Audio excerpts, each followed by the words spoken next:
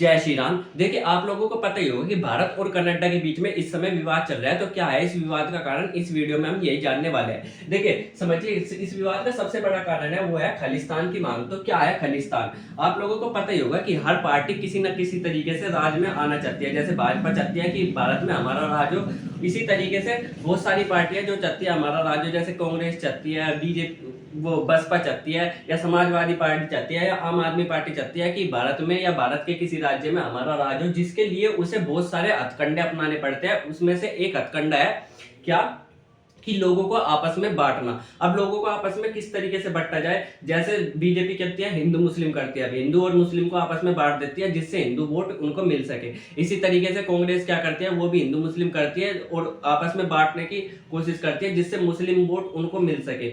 ऐसी तरीके से आम आदमी पार्टी अमीर गरीब को आपस में बांटती है जिससे गरीबों के वोट आम आदमी पार्टी को मिल सके और उनकी सरकार आसानी से बनाई जा सके। समाजवादी पार्टी भी कुछ ऐसे ही करती है जिससे वो यादव और मुस्लिम को छोड़ करके बाकी अन्यों के साथ देश को बांटती है जिससे यादव और मुस्लिम के वोट उन्हें मिल सके और उनकी सरकार बन सके। इसी तरीके से क्या है, जनसंख्या को सबसे पहली चीज होती है जनसंख्या को आपस में बांटना जिससे कि वोट मिल सके, किसमें, राजनीति में। अब ये क्या है, पंजाब में भी यही चीज क्या हो रही है पंजाब में। अब देखो, भारत क्या है 28 राज्यों से मिलकर बना हुआ है जिसमें से एक राज्य है पंजाब। अब यहाँ पर सबसे ज्यादा किस चीज की आबादी है, यहाँ पे हिंदुओं की और सिखों की सबसे ज्यादा आबादी है। तो अगर यहाँ पर किसी को वोट लेना है या यहाँ पर राजनीति करनी है तो क्या करेंगे, वो हिंदू और सिखों को आपस में बांटेंगे, जो कि यहाँ पर हो रहा है।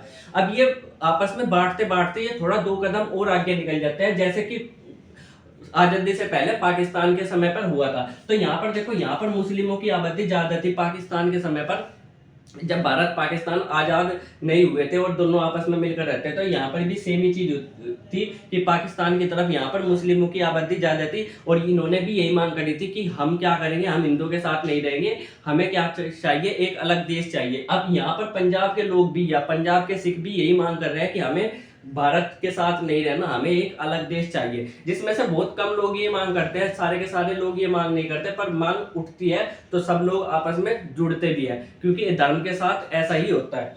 ठीक है, तो ये खालसा, जिसका नाम ये रखेंगे, क्या रखेंगे, खालिस्तान। जिसका नाम क्या रखेंगे, खालिस्तान। खालिस्तान शब्द कहां से आया, खालसा से आया है, जो कि पंजाब में रहने वाला एक संप्रदाय है।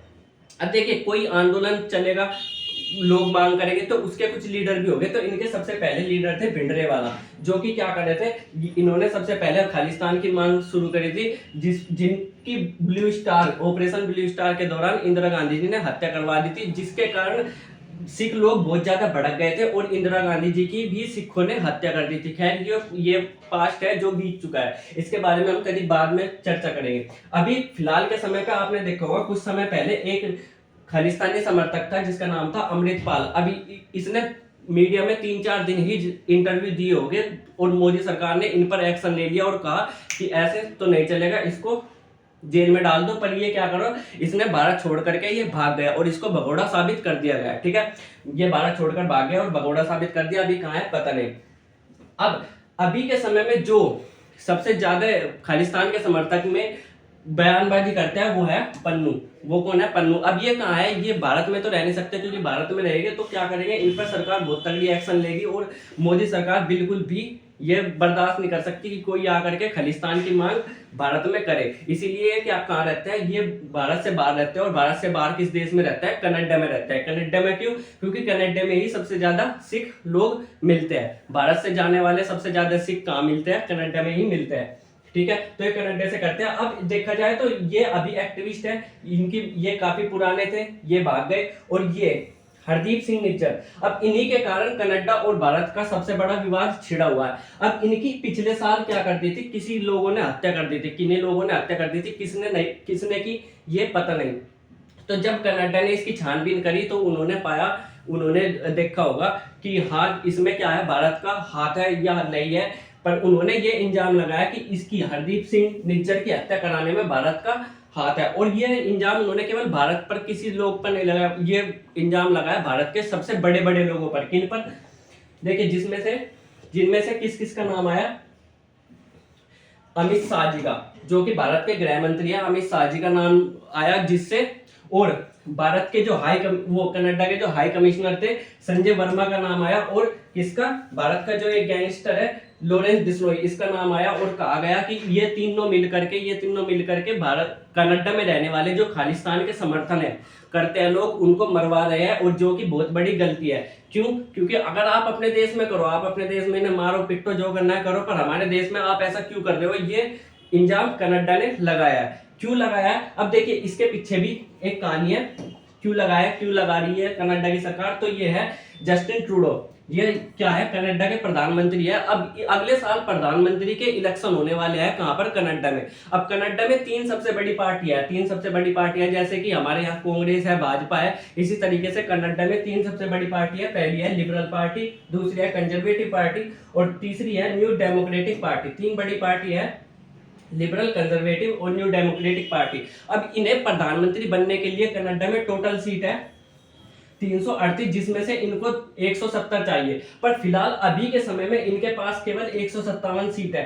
अब जो इनकी समर्थन वाली पार्टी थी, जैसे कि जो इनकी समर्थन वाली पार्टी थी जो थी न्यू डेमोक्रेटिक पार्टी, इन्होंने इसका समर्थन के सहायता से इनकी सरकार चल रही थी। अब इन्होंने इससे, न्यू डेमोक्रेटिक पार्टी ने इनसे हाथ खींच लिया और कहा कि नहीं, हमें तुम्हारे साथ नहीं रहना, जिससे ये घबराए घबराए घूम रहे हैं। अब इन्होंने इसे, इनकी जो न्यू डेमोक्रेटिक पार्टी थी, इस पार्टी के वोट लेने के लिए, जिस पर सबसे ज्यादा दबदबा किसका है? सिखों का है। यहाँ पर सिखों की ही चलती है, यानी कि सिखों के पास कितनी 24 सीटें है। अगर ये 24 सीट इनको सिखों की मिल जाए तो इनकी अगली बार सरकार बन सकती है, जिसके लिए अलग अलग तरीके के हथकंडे अपनाए, जिसमें से एक हथकंडा है कि सिखों को कैसे खुश किया जाए।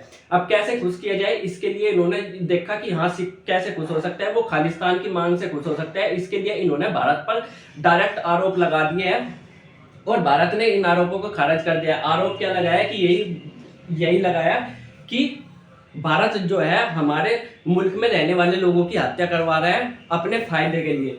ठीक है, अब इनकी अप्रूवल रेटिंग बहुत कम है। इनकी अप्रूवल रेटिंग क्या हो गई है? 33% हो गई है, जो कि बहुत ज्यादा कम है। यानी कि इनका मुश्किल है कि ये अगली बार प्रधानमंत्री बने, पर फिर भी ये बहुत ज्यादा जोर लगा रहे हैं और जिसके लिए इन्हें जो करना पड़ रहा है ये कर रहे हैं। ठीक है।